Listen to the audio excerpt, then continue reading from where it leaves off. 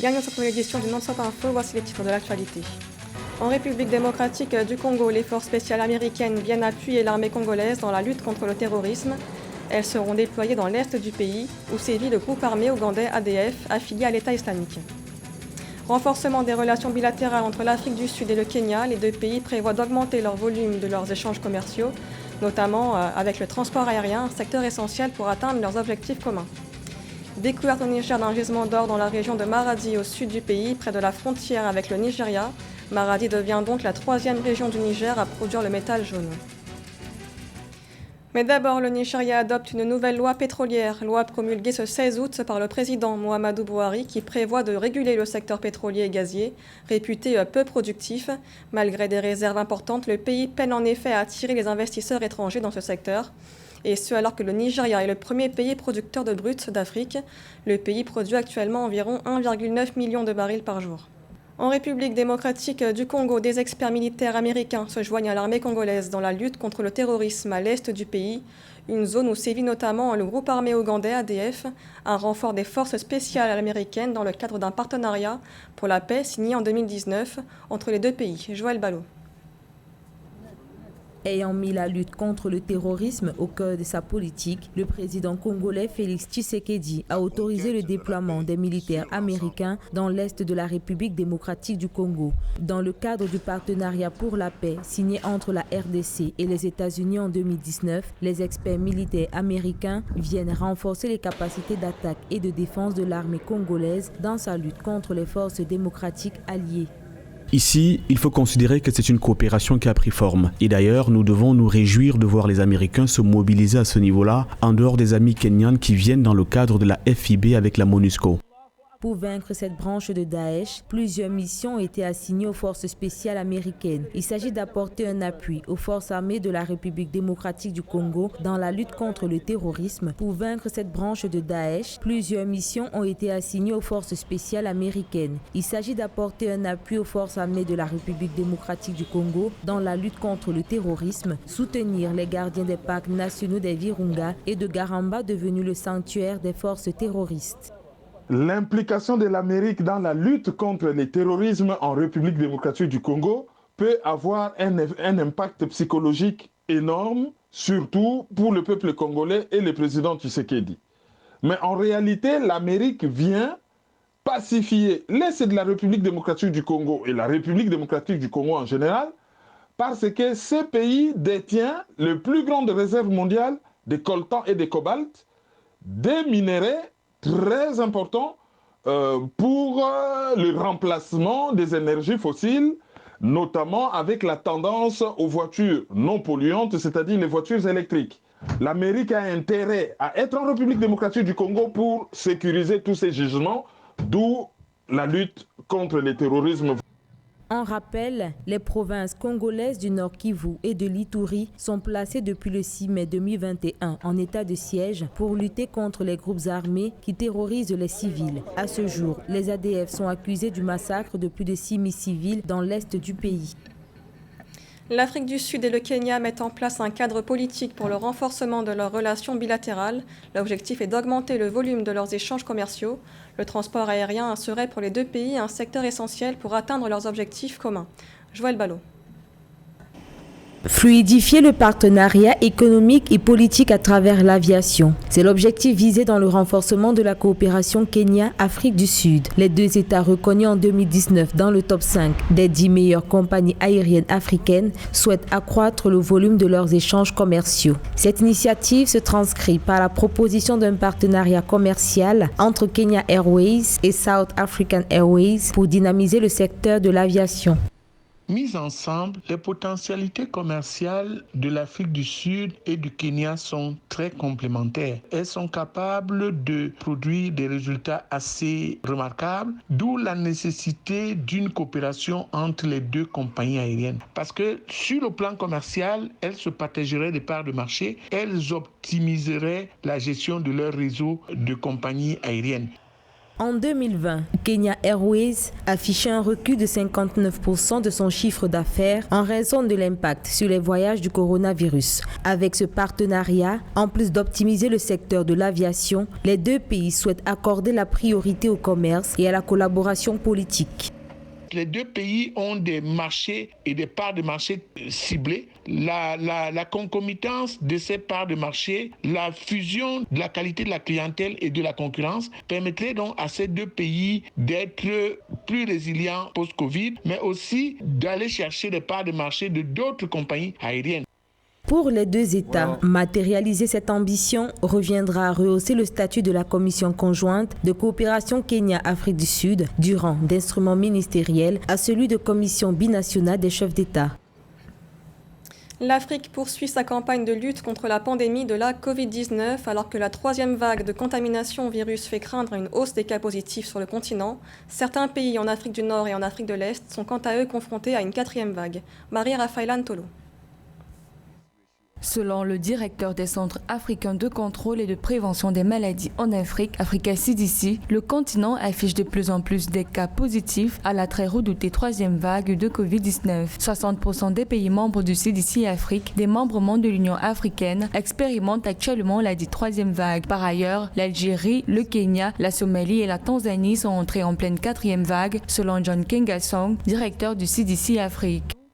Toutes les analyses des spécialistes portent à croire que la troisième vague de la Covid est plus virulente, plus dangereuse, 60% de fois plus contagieuse que les deux précédentes formes. Et donc là, c'est un danger réel, un danger vraiment à prendre au sérieux au niveau de l'Afrique, compte tenu du fait que les plateaux techniques des hôpitaux ne sont pas capables d'organiser la réanimation d'un nombre important de personnes. Et donc, il y a la nécessité d'interpeller toute la population à beaucoup plus de vigilance, mais surtout les gouvernements à beaucoup plus d'investissement et d'engagement pour que cette troisième vague soit contenue en amont.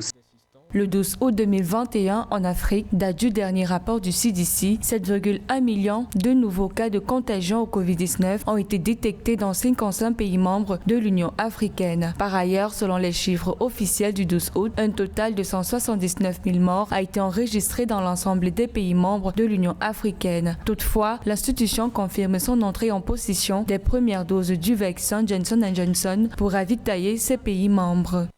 Vous savez, pour pouvoir vacciner 30% de la population africaine, il faut encore au moins 700 millions de doses de vaccins.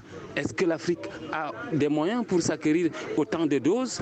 Est-ce que les pays qui sont déjà confrontés à des problèmes sécuritaires peuvent organiser l'acquisition de tant de doses? Ce n'est pas du tout facile.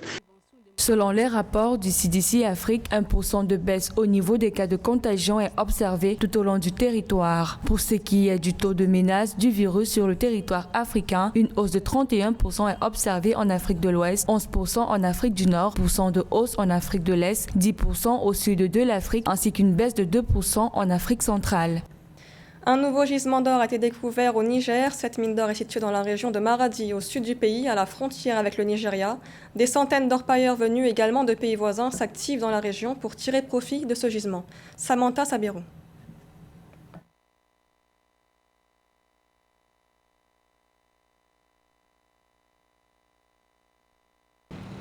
Au Niger, un nouveau gisement d'or colossal a été découvert. Le nouveau gisement d'or vient d'être trouvé à Kwandago, une localité située dans le département de Madaroufa, dans la région de Maradi, au sud, près de la frontière nigériane. En effet, les tout premiers orpailleurs qui ont pris d'assaut le site ont témoigné de la présence du précieux métal. Quel que soit le minerai, la découverte d'un gisement reste toujours une bonne nouvelle pour un pays. La découverte récente d'un nouveau gisement d'or dans le sud du Niger reste un fait réjouissant, de surcroît dans le contexte actuel caractérisé par la crise sanitaire. Il incombe à présent aux autorités du pays de tout mettre en œuvre pour reprendre le contrôle du site, qui fait actuellement et malheureusement l'objet d'une exploitation anarchique à travers la mise en place d'un dispositif de sécurité important afin d'éviter que les bandits n'infiltrent le site. Grâce à la découverte du métal jaune, la localité de Kwandago est devenue très attractive. Des orpailleurs venus de la région et de pays voisins, notamment le Nigeria, taillent des portions de sol pour la recherche du précieux métal, l'or, et le commerce s'active progressivement. Malgré leur enthousiasme, les orpailleurs se disent inquiets quant à la situation sécuritaire de la région, marquée par un banditisme accru. Il faudra trouver un industriel avec qui il faudra bien négocier les contrats miniers et prêter plus d'attention à l'environnement pour favoriser une meilleure exploitation de l'or. Ainsi, les pays pourraient obtenir des retombées importantes pour son économie, telles que des rentrées fiscales et des emplois pour les jeunes. Toutefois, il faudra veiller à ce que la future exploitation puisse pleinement profiter à la population et rompre avec le paradoxe troublant de pauvreté dans l'abondance qui connaissent malheureusement de nombreux pays africains très riches en ressources naturelles. Maradi devient donc la 3e région du Niger à produire désormais de l'or après Tillabéri et Agadez. Dans un contexte mondial morose dû à la pandémie du nouveau coronavirus, le Niger a produit officiellement environ 134 kg d'or en 2020 d'après la BCAO. Et puis dans l'actualité également, après 10 jours de quarantaine au Caire, en Égypte, 4 athlètes ivoiriens ont été libérés ce dimanche 15 août. Ils devraient participer au championnat d'Afrique U16 dans le pays. L'information a été confirmée par la Fédération ivoirienne de basketball. Les athlètes avaient été déclarés positifs à la Covid-19 à leur arrivée. Le Bénin accueille la 13e édition du Festival international de la mode et du mannequinat africain, le FESMA. Un événement qui met à l'honneur les tissus et pagnes locaux et qui permet également aux stylistes africains de s'exprimer. Reportage de Lev Sionou.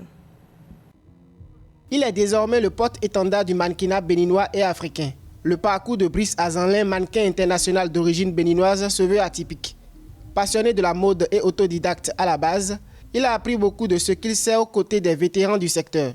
Sa créativité s'est nourrie en côtoyant des personnages comme John Meda Sedoku, promoteur du festival de mode et du mannequinat africain FESMA.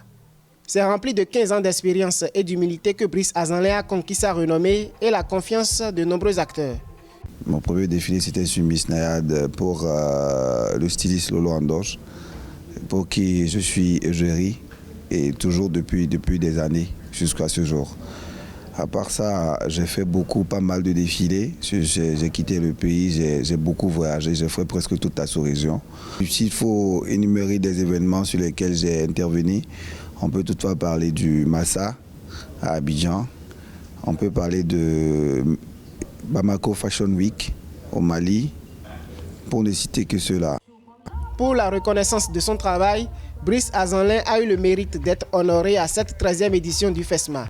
Axé sur la promotion des tissus et pagnes locaux, l'événement se veut un plateau de promotion des créateurs africains, leur permettant de se révéler, de faire briller leur créativité. Cette collection est dédiée à toutes les grandes dames de Conakry, les femmes qui se lèvent de 6h du matin jusqu'à 22h travailler. Et cette collection, il s'appelle le Kendeli, ça vient du Conakry, plus précisément à Kindia.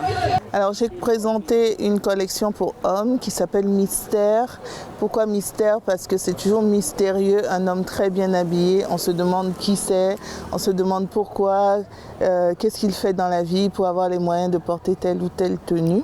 C'est une dizaine de trophées qui a été décerné aux mannequins créateurs de mode, accessoiristes émérites. Le public a eu droit à une soirée de gala riche en innovation et empreinte de glamour.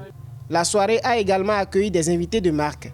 La culture, tout ce que nous avons vu aujourd'hui dans les déclinaisons, c'est tout simplement très joli.